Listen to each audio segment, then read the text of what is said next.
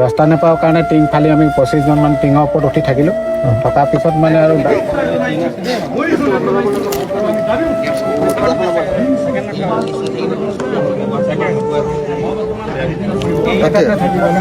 তাতে পৰি আছে মানে ডাঙৰীয়াই আজি এই বিহু কৰিবলৈ আহিছে। চাওকচোন মানুহৰ এই কি কাৰণে মাস্ক লাগিব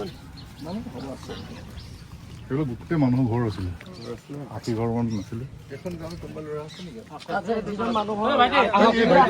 ভৈৰৱ দা আছে ইয়াত কিমান ঘৰ মানুহ আছিলে? ঘৰ প্ৰায় 60 ঘৰৰ ভিতৰত কিমান ঘৰ পুৰা ভাগি গৈছে? আপোনাৰ মানে পুৰাটো এতিয়া ধৰক 10টা 12টাই ঘৰ খাৰা আছে, বাকী চব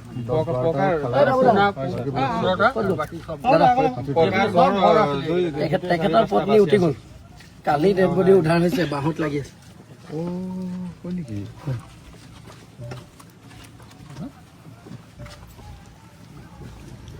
পীড়িতসকলৰ মনৰ কথা বুজ ল'বলৈ আহিছে। ভগৱানৰ ভুল কম নে প্ৰকৃতিৰ ভুল কম নে কি কম? কেইটা বজাত আহিছিলে বস্তুটো? পিছে পানী গৈছে ন? তাৰপিছত মানুহ অঁতৰাবলৈ কাকো নাপালে? নাই চান্স নিদিলে। উটুৱাই এইটো ঘৰ কৰোঁতে মানে সিমানটো পানী বাঢ়ি গৈছে। এইটো কেঁচা ঘৰ আছিলে? নহয়, পকা ঘৰ। এইটো অতীতৰ ঘৰ ছাৰ, এতিয়াৰ ঘৰ। এইটো হয়। সেই পকা ঘৰটো লৈ গ'ল। এইটো নতুনকে দিছিল, এইটো বনাই আছিলে। এইটো গোটেই ৱাল চোৱাল চব ঢালা।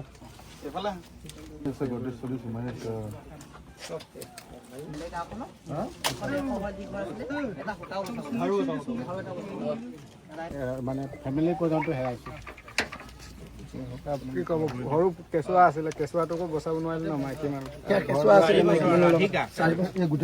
ইয়াতে সোমাই আছিলে, ইয়াতে চিটৰ ওপৰত উঠি আছিলে ছাৰ, টিঙৰ ওপৰত। মানে ইয়াত অহাৰ পিছত আমাৰ ঘৰৰ ভিতৰত অলপ ওখ থকাৰ কাৰণে গোটেইখিনি ইয়াতে আহি মানে আমি ফচি গ'লোঁ আৰু বেলেগ চাইডে যোৱা ৰাস্তাই নাপালোঁ। ৰাস্তা নাপাওঁ কাৰণে টিং ফালি আমি 25জনমান টিঙৰ ওপৰত উঠি থাকিলোঁ। থকাৰ পিছত মানে আৰু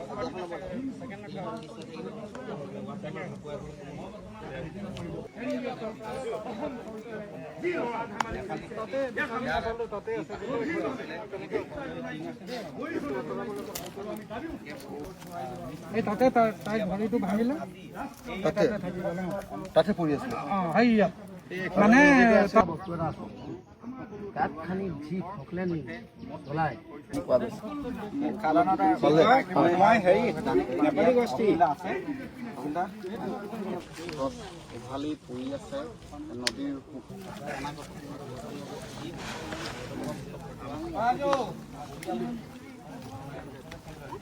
ইমান বাঁহৰ ঘৰ আছে সেইখিনি বাচিলে হয়, কিন্তু এতিয়া মথাউৰি নথকাৰ কাৰণে আমাৰ চব নষ্ট হৈ গ'ল। মেইনলি ধৰি আছোঁ যে এক টুকুৰা মাটি ইয়াৰ পৰা অকণ দূৰত ভাল ঠাইত ওখ ঠাইত দিব লাগে আৰু ঘৰ বনাবৰ কাৰণে 10 লাখকৈ টকা দিব লাগে। अभी इधर आइए, अभी और मारेगा इधर बहुत, अभी इधर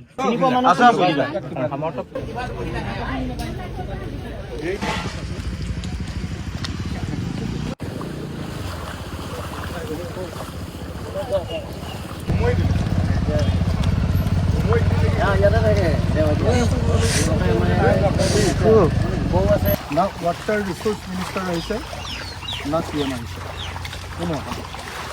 মানুহে স্পষ্ট ভাষাৰে আজি কৈছে যে বাহিৰৰ মানুহে আহি, ৰাইজে আহি তেওঁলোকক খাদ্য দিছে, কিন্তু চৰকাৰৰ পৰা তেওঁলোকে কোনো ধৰণৰ ব্যৱস্থা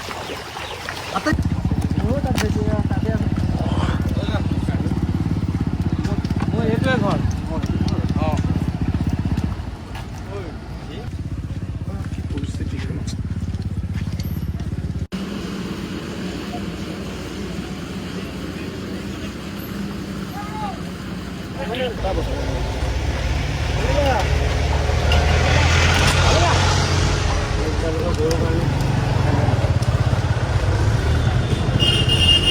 গৰু বহুত মৰে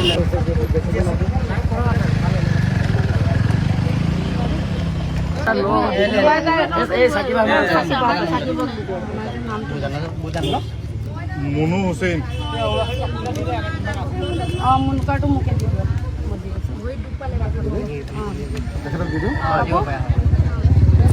মাৰিয়াম বেগম আছে